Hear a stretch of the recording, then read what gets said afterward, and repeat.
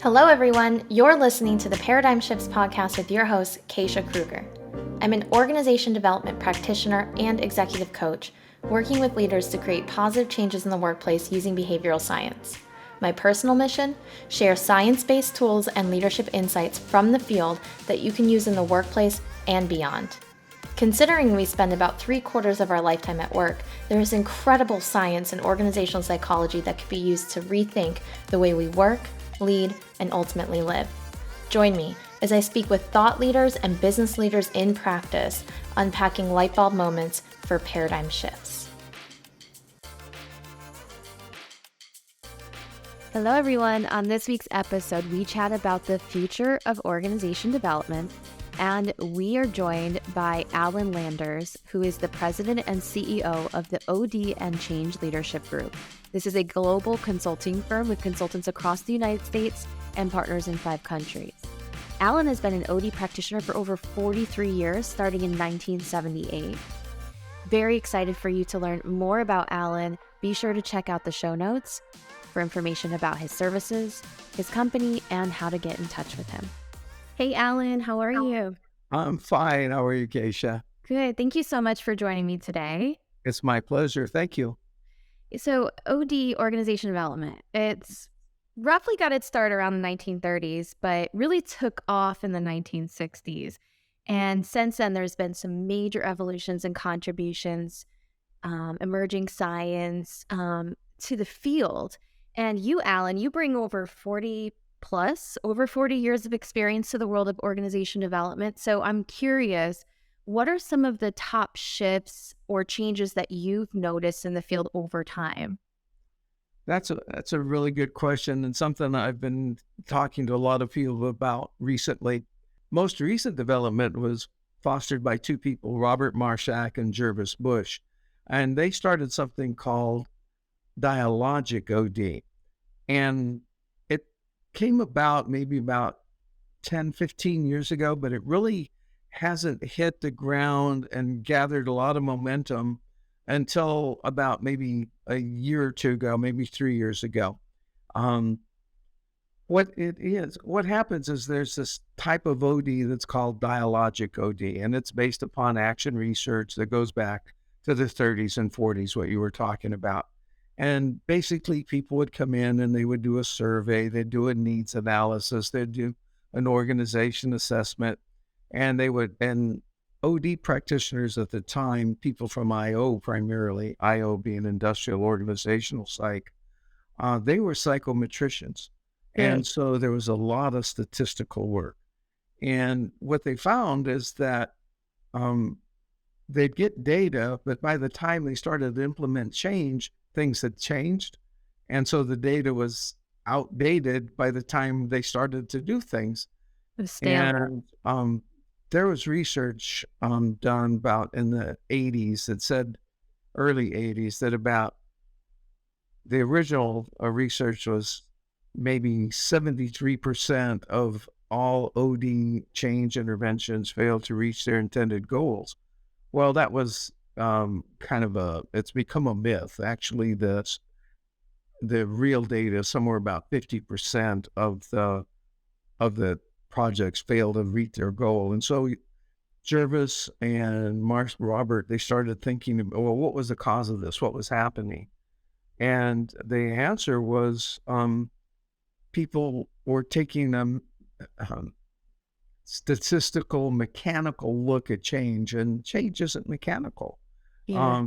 You can change your mind tomorrow. People change their minds in a whim. Chocolate's my favorite food. No, I like vanilla now. It's just whatever. And the old processes in OD didn't account for these changes.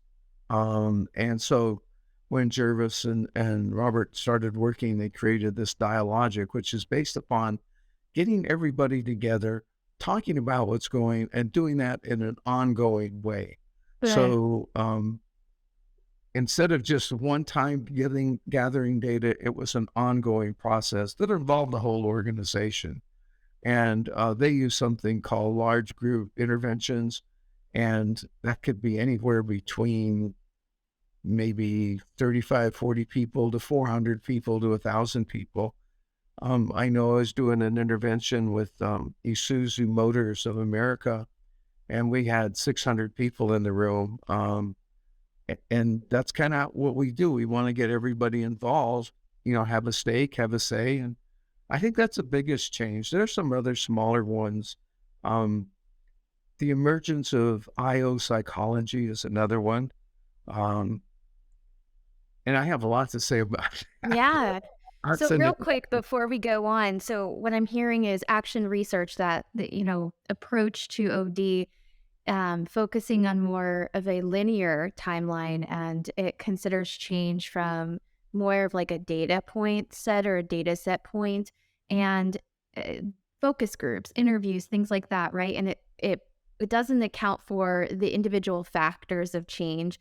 Not only do we have change in our environment, our society, our community, our business is competitive, but also our individual factors that bring change about. And so what I'm hearing is dialogical OD really does take into consideration the humanistic factor of change, and considers that change is ongoing, as you mentioned, and continuous, but it opens up a dialogue between the individuals for that agility to be able to adapt to change in a more agile way. Is that right?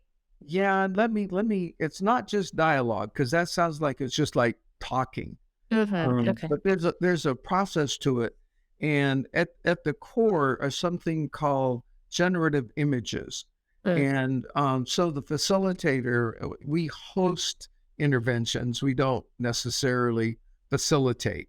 So we create a space that's where people can come and it's safe. And the generative image is basically some sort of word, phrase, image that kind of gets people to thinking outside of what they normally would think. And what we want to do is we want to foster communications around something that isn't but could be.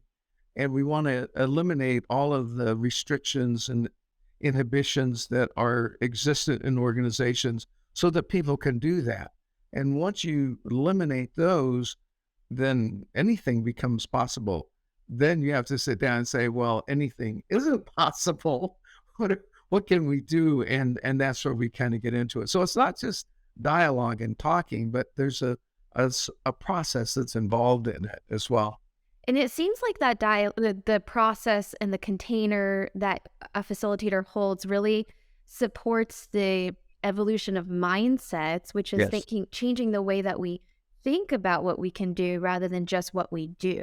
Exactly, exactly. That mindset change is a big part of dialogic OD. Thank you for explaining that. And so that's a huge shift. And then you said something else around IO psychology kind of being an emerging shift. Tell me a little bit about that. Okay, I'll talk about it, but you got to understand I'm kind of this divergent kind of guy, so I'm going to start out talking about something else and then get to it. Back in the day, and the day for me was back in the early '80s.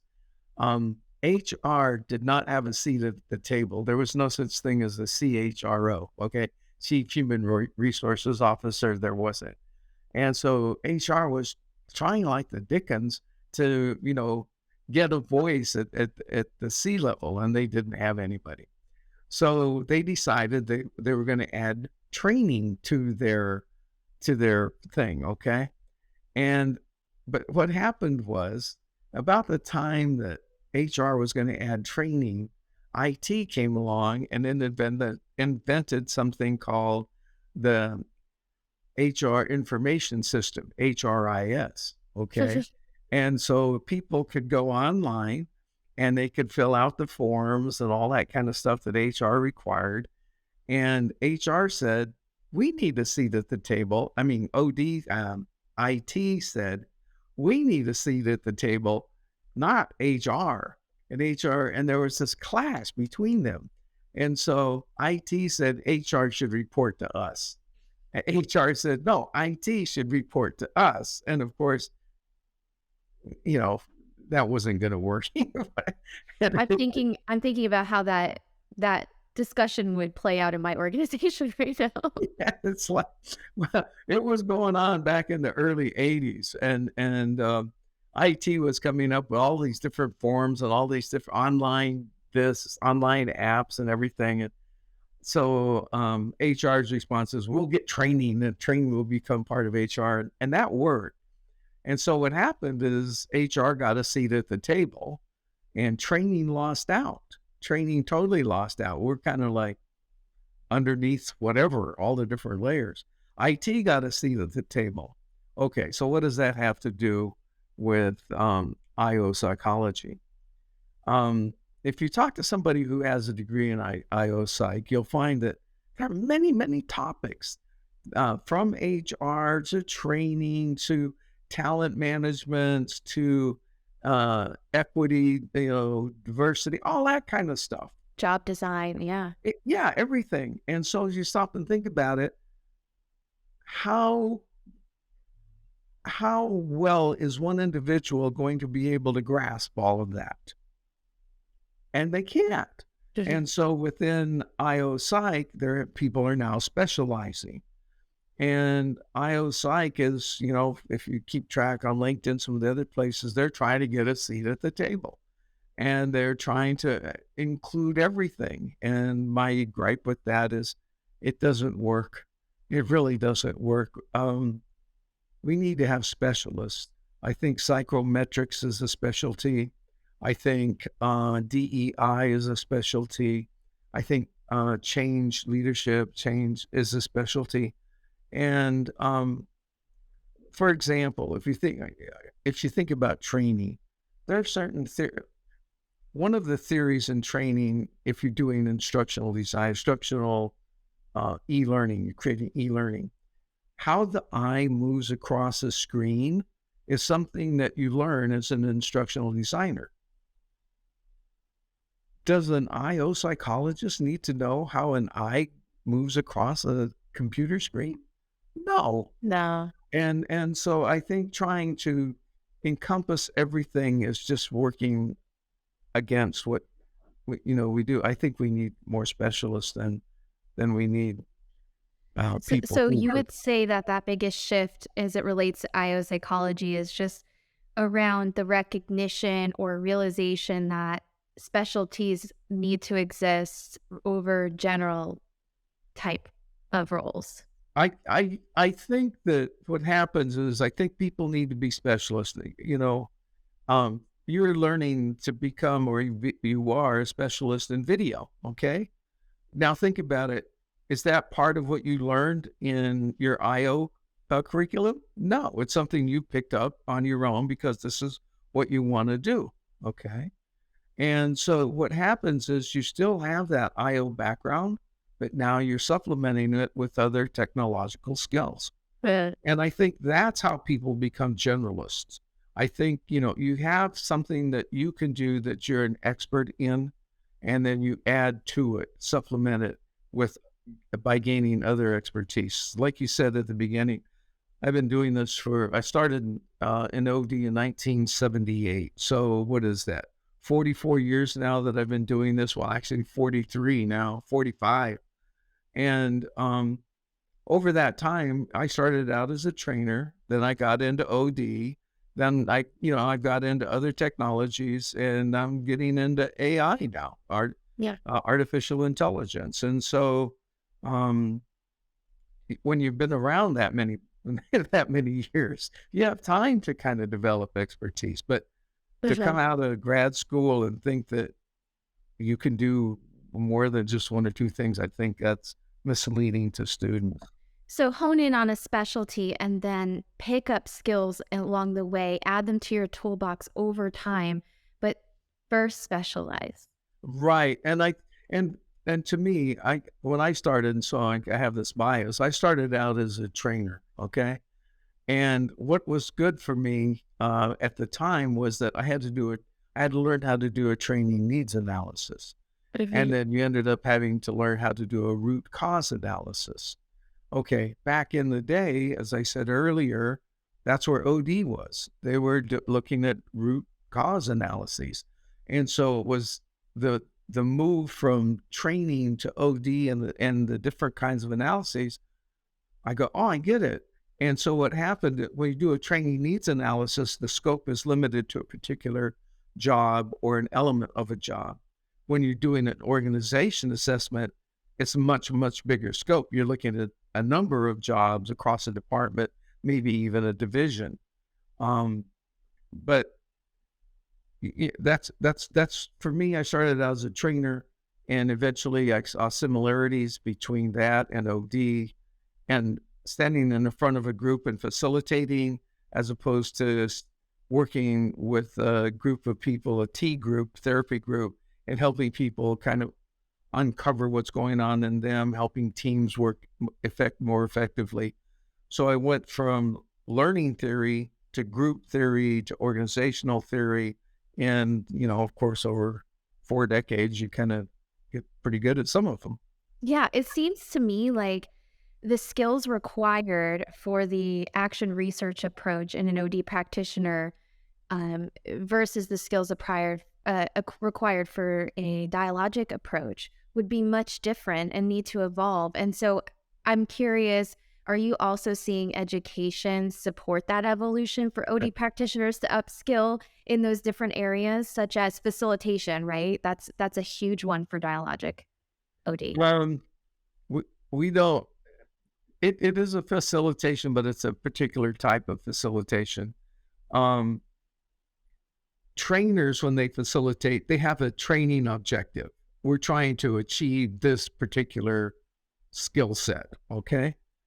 In OD, when you're doing dialogic OD, you're not quite sure where it's going to end up. What you want to do is you want to facilitate a discussion. You want to throw in these kind of images that cause people to think outside of what they normally would and kind of expand their mindsets, as you said. And that's a different type of facilitation.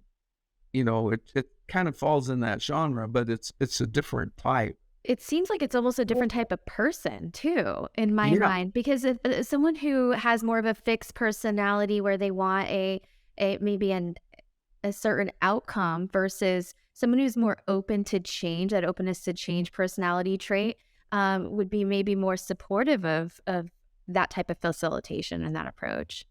And that happens at, I'm going to say, at 2 different levels. It happens at the consultant level.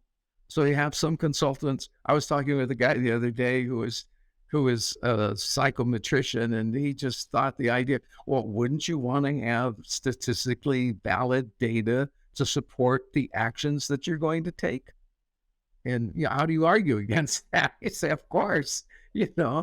but there's more to it than that. Yes. And he doesn't see more to it than that. And we kind of argued about that and decided that, okay, fine, you have your, I have mine. Okay. So the practitioner can have two sides, the one that you cite and then the dialogic. Okay. But where the rubber meets the road is the client. Good. Because CEOs lean towards the diagnostic side. They want the data. They want the hard data. And so as an OD practitioner in the early days, I would go into a client and I'd say, okay, so what's the situation? They'd tell me the situation. I say, okay, well, let me look around, see what we can do and whether I can do anything or not, because it's conceivable that, I can't fix it. And so he said, okay, I'd go look. And then at the end, I would say, okay, you want this. This is as close as I think we can get. And he'd be all happy because this is what he wants, and I was going to get it for him. As a dialogic OD practitioner, I don't know where we're going to end up. Because, once we set people free and we get rid of all of these, and they can kind of create their own idea of what things should be, that may be a lot different than what the CEO hired me to do in the first place. And for me, that's the biggest struggle, helping them understand that what we may end up with may not be what you expected, but I'm pretty doggone sure that what we end up with will be something everybody in the organization can support and will support and will get you where you want to go. We're just going to go on track B or track C instead of track A. And if they can buy that, then we're okay. And also what type of problem you're trying to focus or solve, right? So if it's an innovation problem, perhaps the dialogic OD approach is really important for creating solutions and new possibilities. But if it's a straightforward fix, it might require some more of the diagnostic side. And then the other thing is, does it have to be one or the other? Can it not be this or and that? Yeah, I am so glad you said that because that's what went through my mind.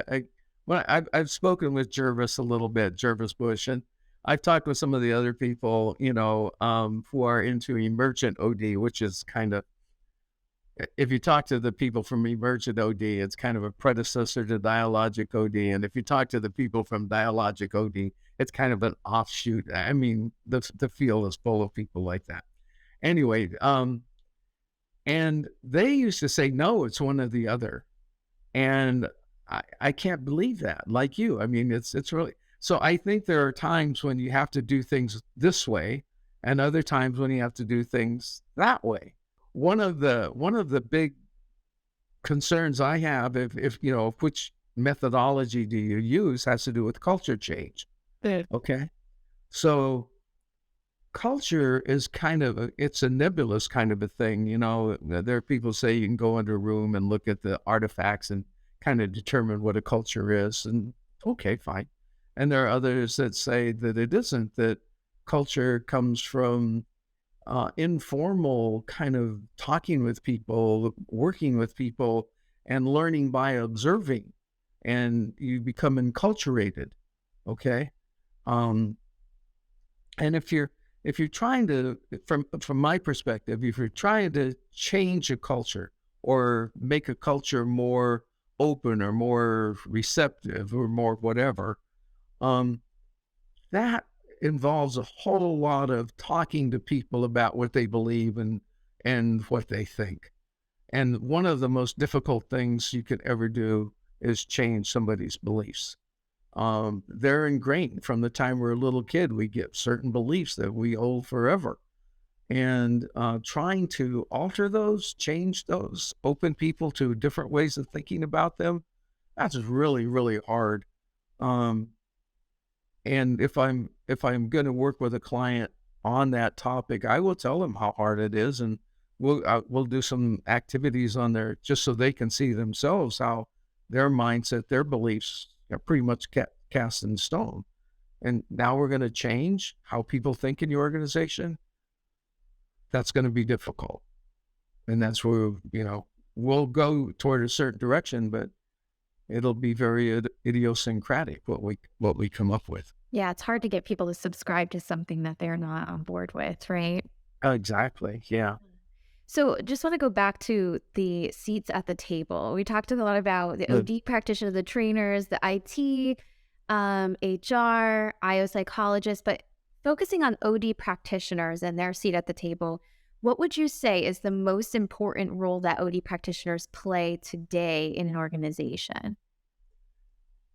Effectively leading change. Yeah. The data, even if, originally it was 73, then it's kind of like 50%. 50% success ratio is not very good. Okay. Okay. And what I find, I find a lot of people are insecure about leading change. They come out of grad school, they maybe have a year or two of experience, and then all of a sudden they're responsible for leading change in a medium-sized company, and that whole imposter syndrome surfaces. And it's difficult to do.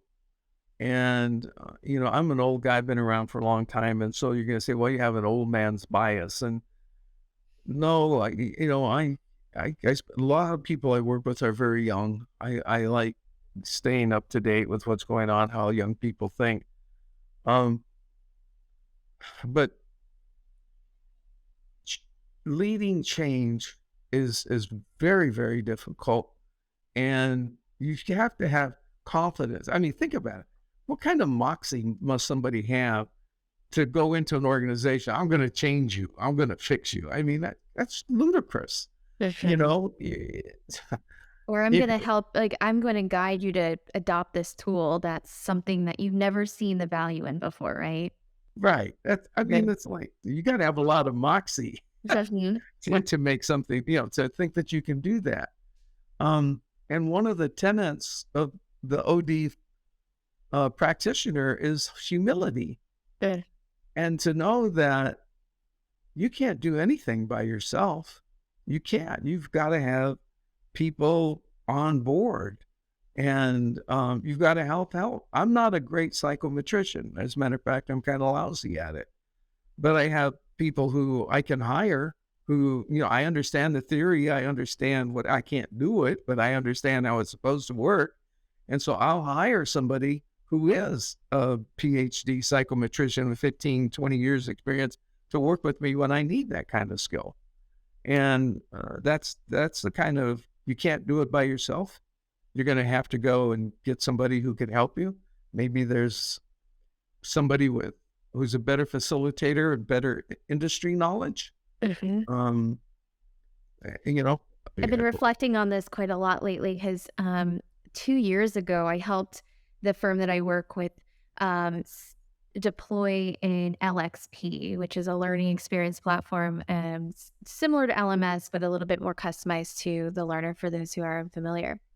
And I it was completely brand new to our company, and I had to really engage with so many stakeholders in the organization to not only build a foundation of content and knowledge that would sit and be housed within this LXP, but also find, change champions and those who would be needing this solution to really take the charge and like learn how to use it and also spread the word, right? So you can't do it by yourself. Maybe as an OD practitioner, you are providing the container, the process, you're facilitating the deployment of that change.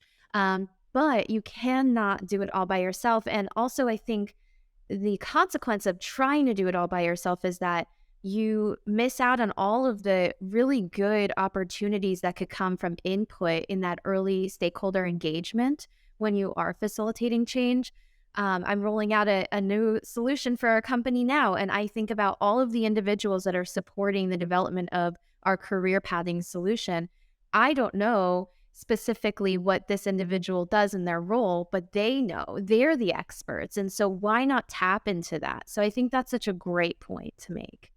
yeah, I did something similar to that. I was working for a power company, and they had 180, they had several thousand employees, maybe 7 or 8,000. And they had 189 who were in senior positions who had been with the company for over 30 years and were going to retire. And these were senior scientists, and they were going to walk out of the door, 30 years of experience, and they were going to leave all of that knowledge that they had. It Yeah. was leaving. So they asked me, they said, Alan, can you capture that knowledge? And I go, I don't know. you know, let me think about it. And so we thought about it, and we decided to put together competency maps. And so I ended up interviewing 180, all 189 of them, with jobs that I never heard of, with requirement, experience and knowledge and expertise that I'd never heard of. And it took me a little over 2 years to complete the project. And and I gotta say, I did that like maybe 9 years ago, and they haven't changed it. Oh, Well, I'm thinking that, I don't know, maybe the jobs haven't changed, but they really haven't. It's just too much work. it is a But lot of work to do competency mapping. and so the idea was, getting back to you, is that I couldn't do it, Mike. I didn't have anywhere near the expertise to do that. So I did have to rely on them. And then I'd write it and then send it to them, and then wait for them to edit it and send it back. And oh, geez. Yeah.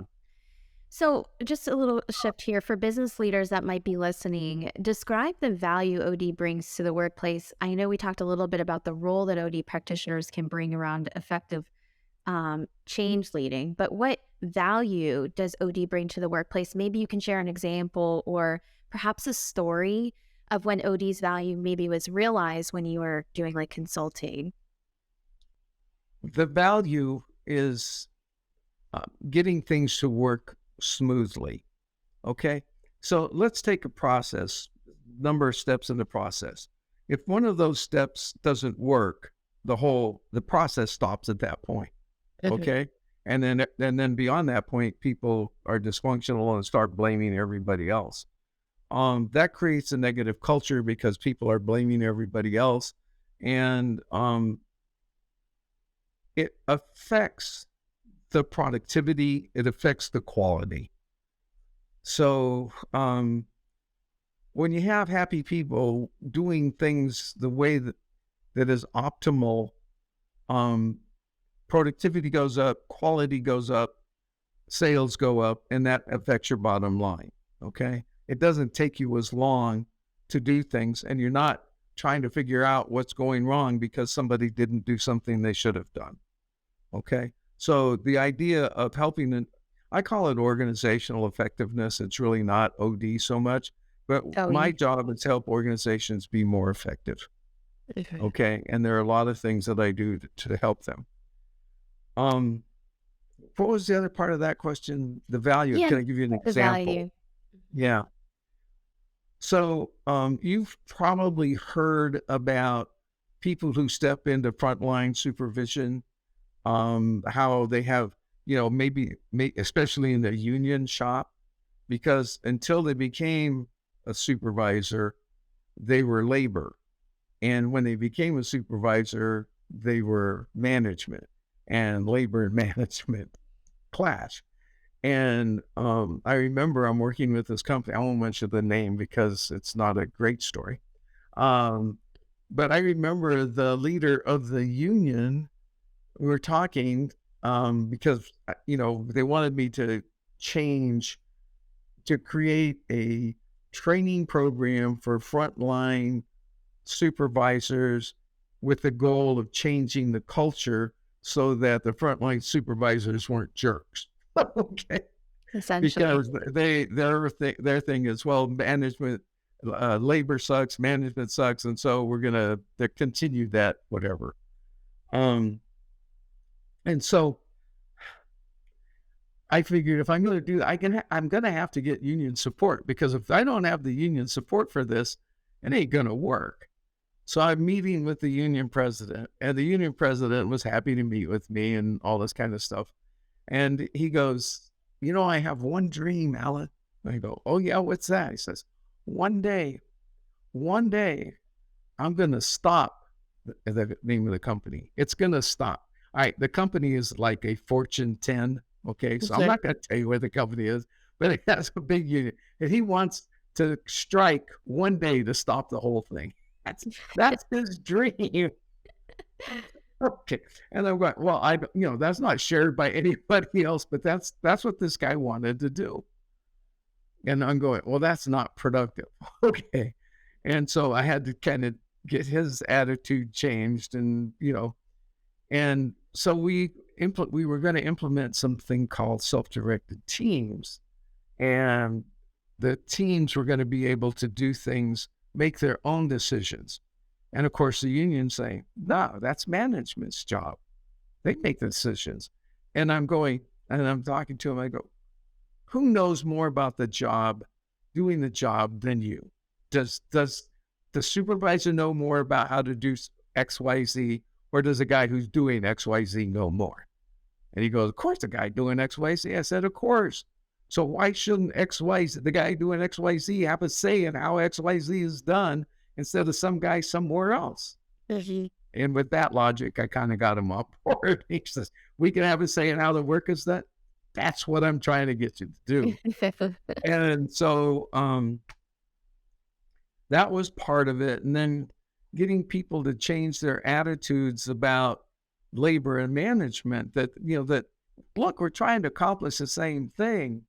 And if we kind of work together on the things that are the most important to us, we will do well. But if we keep hammer and tong at each other because we disagree or whatever it is, then it's more of a psyche thing than it is a let's make it work thing. It's never going to work. And so I did a number of things with the new people that came on that helped them begin to see how people respond to different kinds of leadership, how people respond to how they're treated. And we did a lot of, I focused primarily on their family and their children and how your children react based upon how you treat them, how you reacted based upon how your parent treated you. Think about how the people at the plant react based upon how they're treated. It's all the same. It's how you're treated determines how you react and oh my God, that took me 18 months. And Wow. yeah, it was the training program when we finally finished it was a 3-week residential training program. So frontline supervisors had to go to a hotel for a week, for 3 weeks, not consecutive. They went for a week through the break for the first part. Then they went back to work for 2 weeks. They came back. They tried the stuff that we introduced in that first session over 2 weeks. They came back and did it work? Did it not work? Whatever. And then we did another week. And then they went back to work for a month. And then they came back for another week.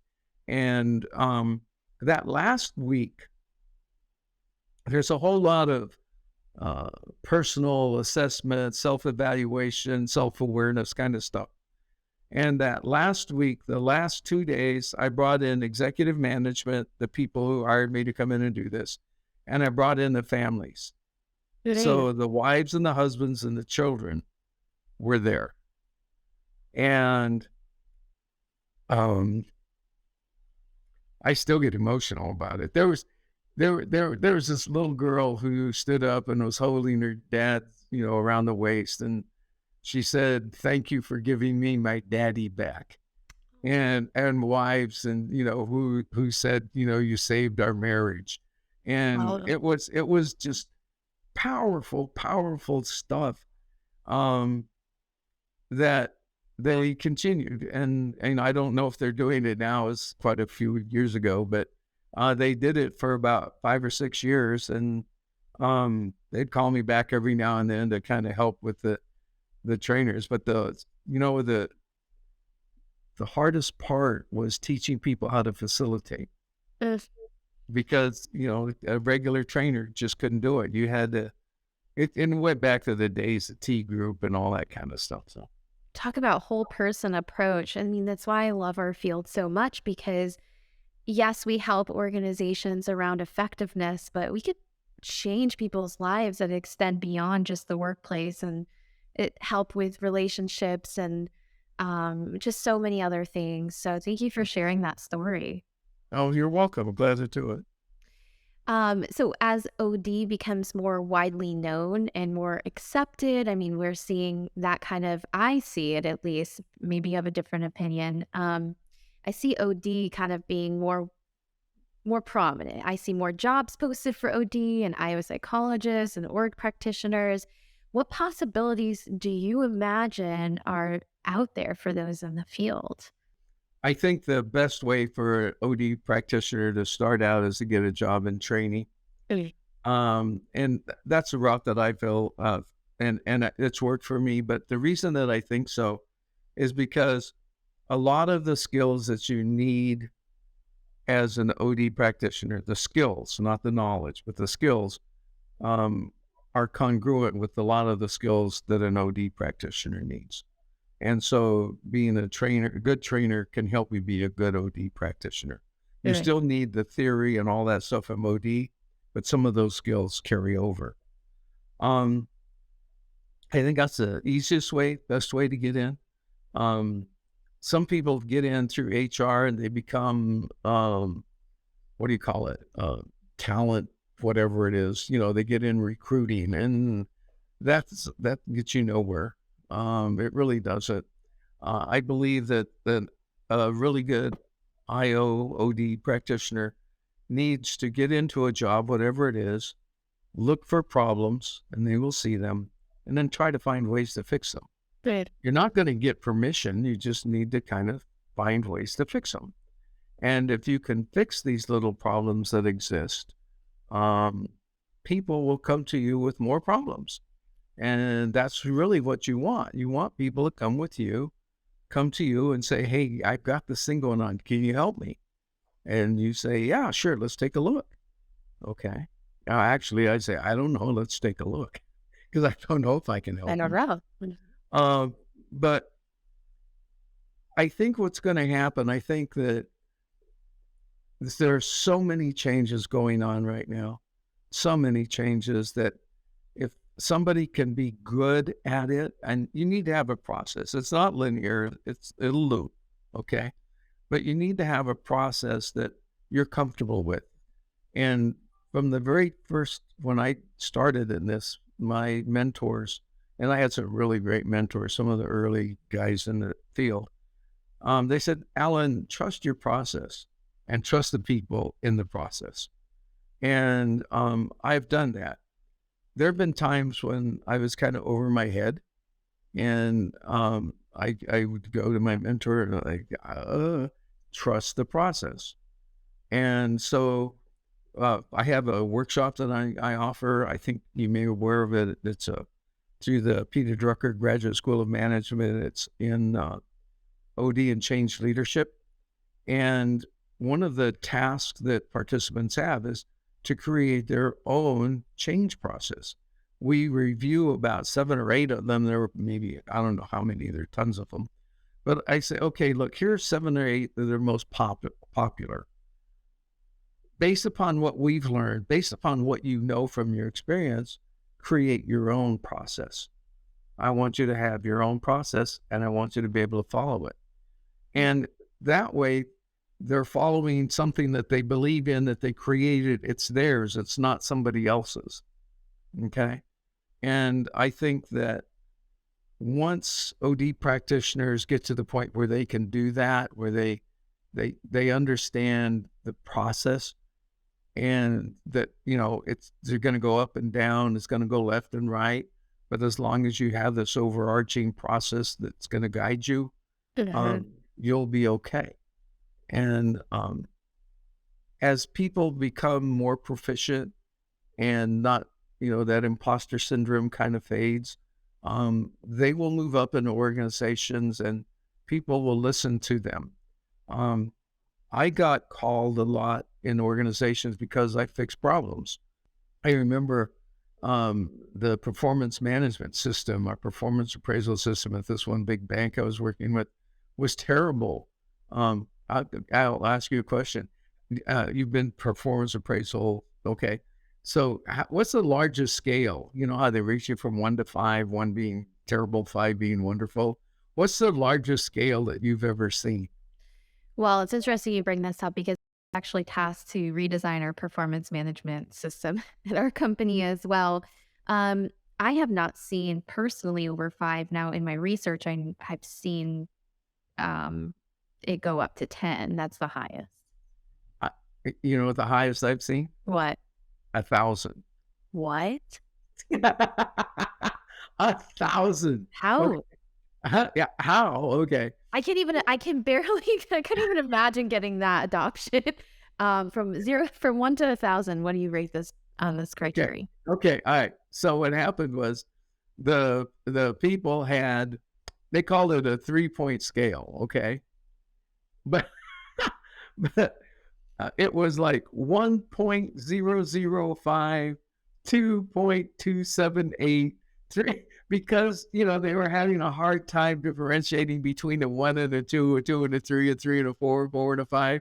So they put these decimal points, and instead of like 1.5, it was 1.25, and that's on the 1.258. It was 1,000-point scale. Oh. Okay. And of course it didn't work. Really? Yeah, I wonder why. I wonder Well, it why. didn't work. And I love performance appraisal systems because I think they're easiest thing to fix, and all of them are messed up. Okay, they are. It's like they had the bell shaped curve. Yeah, okay, so here's the thing. Who did you heard of pay for performance? Mhm. Okay, basically it says your pay is based upon your performance appraisal, right? Your rating. So if you get a 4, you get this percent increase. If you get a 3, you get this percent Yep. increase, right? Okay. That's a myth. That's a joke. There's nothing about it that is true.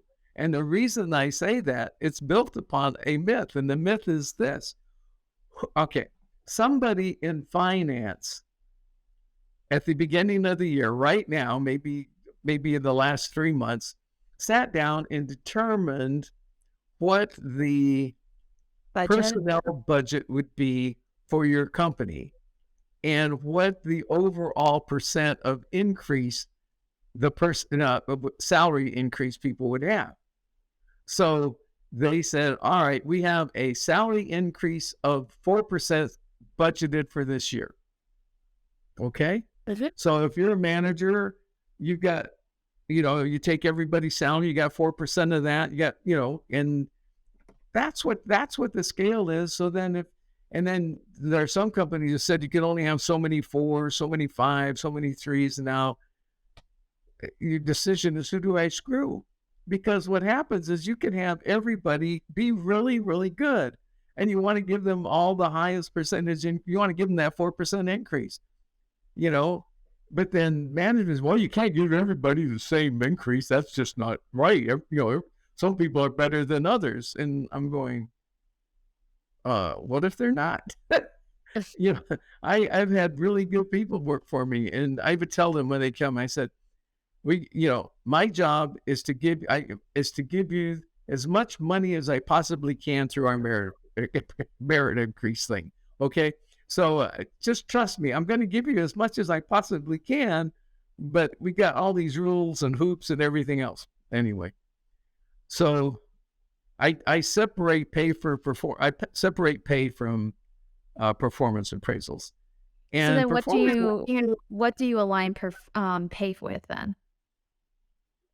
By basically how many projects did the people finish and what was the return on equity, return on investment. And Mhm. so, you can figure it out. It's based upon what are the contributions a person's making to the profitability of the organization. Mhm. So I have to get involved with the people from finance to figure out how to calculate ROI and how, this is what I'm thinking on. This person is an instructional designer. Okay. These are the 4 projects that they have.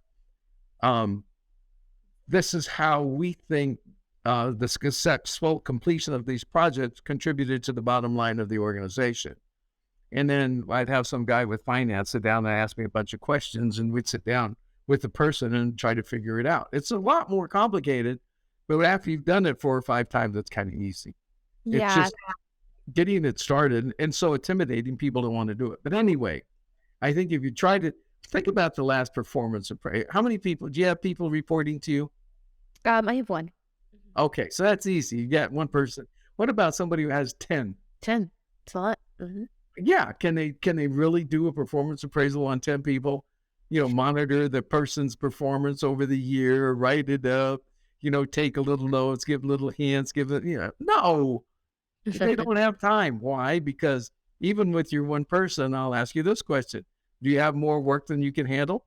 Yes, definitely. Absolutely. So now imagine that you have 10 people and you Mhm. already have more work than you can handle. How are you going to do it for 10 people? Yeah, we work through a continuous performance model. So it's more about feedback and development and growth and continuous conversations around performance so that you can course correct, help individuals tie them to where they need to grow and develop. And then that's I think where the power of performance management really sits is not necessarily in the pay for performance, but in the development and growth of individuals. I agree with you 100%. Mhm.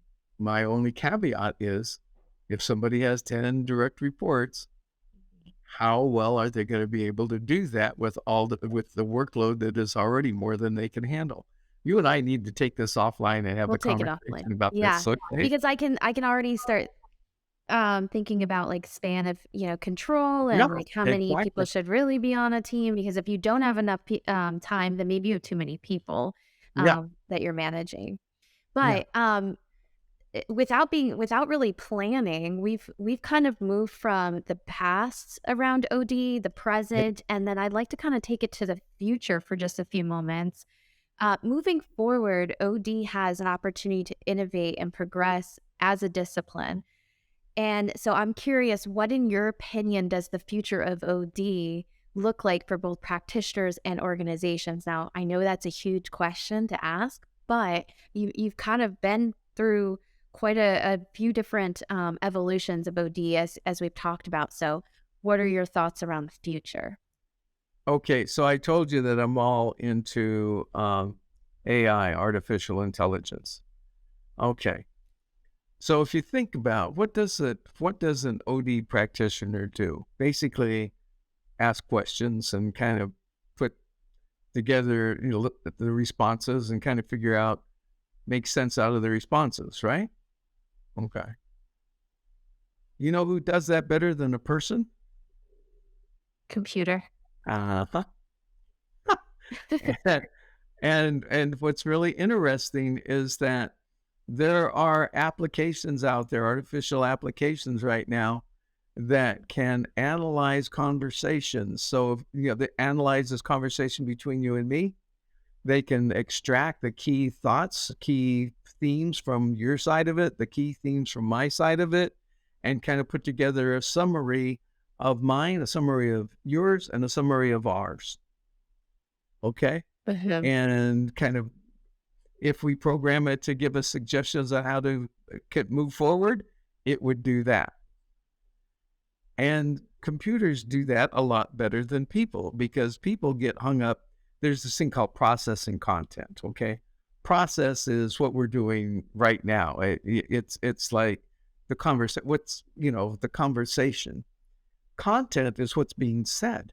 So process is, I'm on a video, you're on a video, you got a mic, I got a mic. That's a process. Content is all the things that are said. If you're facilitating, you got to pay attention to both. Okay. And the larger the group, the harder it is to do that. So I'm always team facilitating because I want to have enough people watching process so I can focus on content so that we can kind of bring it together. Well, AI does that very well. There's another thing have you seen the latest Avatar movie? No, I haven't. I have to go see Oh, it. okay. I go see it. It's amazing. Okay. But think about it. There right now, you can go online and you can write a script and they will have an avatar who will read your script in a human voice with human pauses, with human body movement, and That's right. they'll be able to do presentations without you. And you can't even tell they're not real, So you're saying you can see AI technology taking the place of OD practitioners in the future potentially? potentially. Whoa. I know. I mean, they can ask questions. They're just the computers.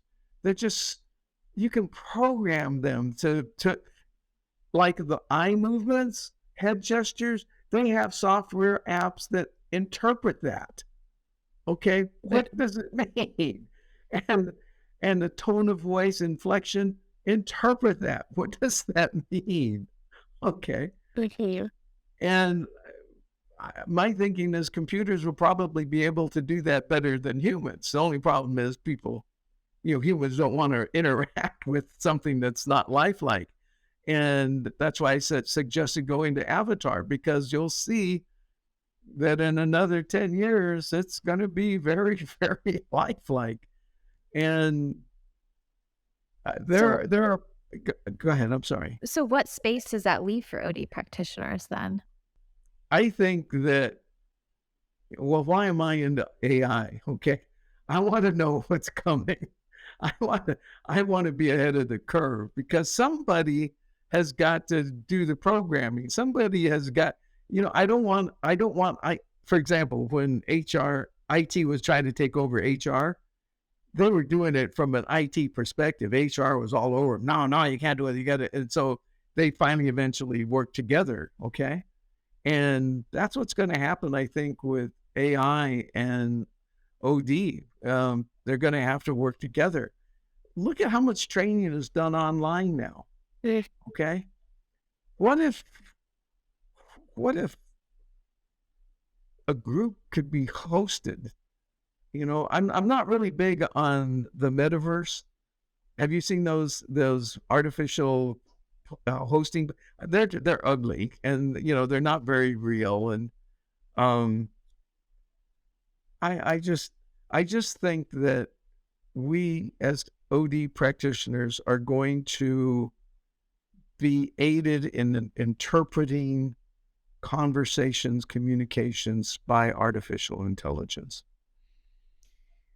Oh, I Oh, mean, I know that the metaverse spaces that you're talking about aren't as lifelike or real right now, but they're working towards trying to make them really real. yeah. And I'm just wondering if that would open up OD practitioners to serve broader communities or communities more in a more global sense, because the ability to interact in an alternative space than a physical space, which we can kind of do now through like Teams and Zoom. But that provides, I think, a little bit more nuances around nonverbal communication, maybe a little bit easier for that type of interpretation or different interpretation in a space. I don't know. There's a lot there. Do you have any other predictions?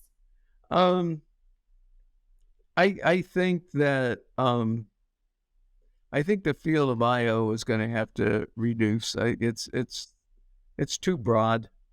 It really is. I think that it's going to have to narrow its scope, and I know that people don't want to do that. I think the curriculum that are offered to universities, graduate schools. I talked to a lot of professors. Some friends of mine, people on my team, are professors who teach at universities, and they don't have a lot of practical experience. Some of them do. I mean, some of them are very, very senior, very highly qualified practitioners, and others dabble at it. And I think that the curriculum has to be divided into theory and practicum. Yeah. And I don't think enough time is spent really on practicum. I get people who come to me, people with PhDs, 5 or 6 years of experience, and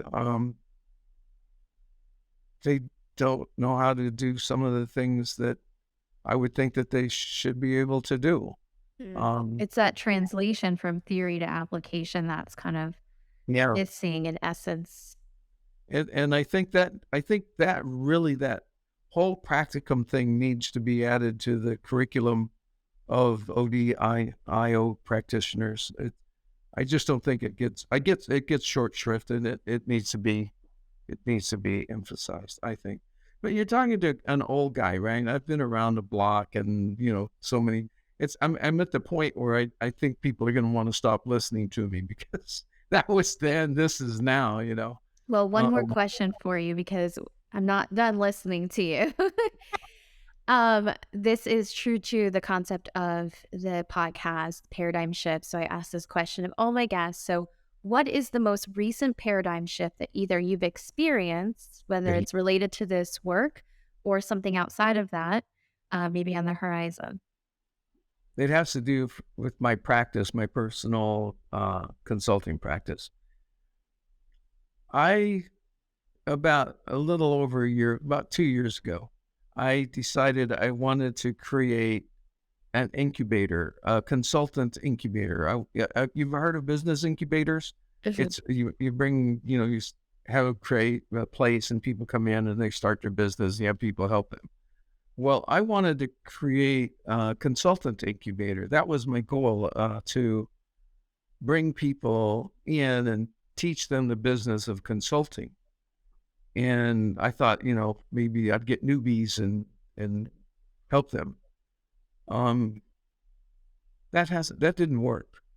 Um, people, I don't know if it's a generational thing or what, but uh, people want to be told what to do. Tell me what you want me to do. Tell me what I should do. How do you want me to do it? What do you want? Um, and I think that that's bad. Um, and so my paradigm shift is, instead of telling people kind of how to do this or how to do that, um, I'm more towards asking people how to do this and how to do that, even though they may not have any idea at all. Maybe they never thought about it, but that's kind of where I am now. I think that people need to stop asking for the quick fix. The Google mentality. What's that? Oh, look it up in Google, and get back to thinking. You know, Sure. creating. Um, I'm amazed at how many people can't create a simple thing like a organizational diagnosis instrument. What should I ask? How do I do it? Oh my God, this is basic stuff, guys. But people don't know how to do it. So, instead of telling people, my shift is to have people figure it out for themselves. I'll be there. I'll answer questions, but I'm not going to tell them. Yeah.